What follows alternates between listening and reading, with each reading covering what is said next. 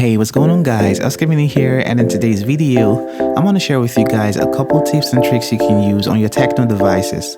These should basically work with most TECNO, Infinix, and devices within this range. So without taking much of your time, yo guys, let's get started.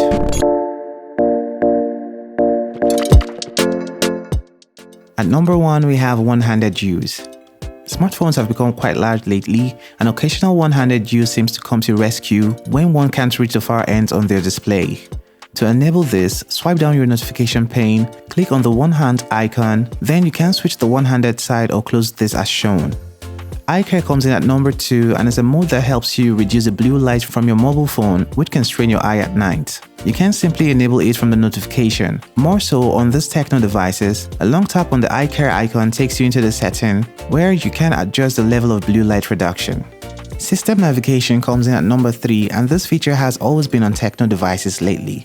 Going to the settings and then system navigation lets you switch between key, gesture, and mixed navigation just like on stock Android. You also can switch the direction of keys from within this setting. Speaking of gestures, you can also take screenshots by swiping your 3 fingers across the screen in a downward motion. To enable this, click on Settings, Microintelligence, and enable Take Screenshots with 3 fingers. Taking long screenshots is yet another party trick here.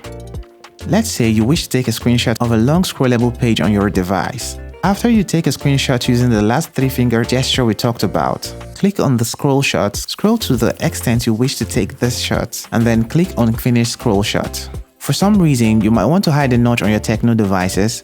Going to Settings, Display and Notch Area Display lets you hide or show the notch.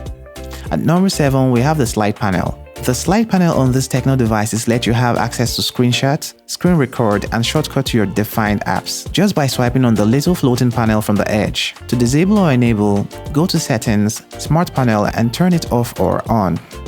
The next feature here is Flip Mute.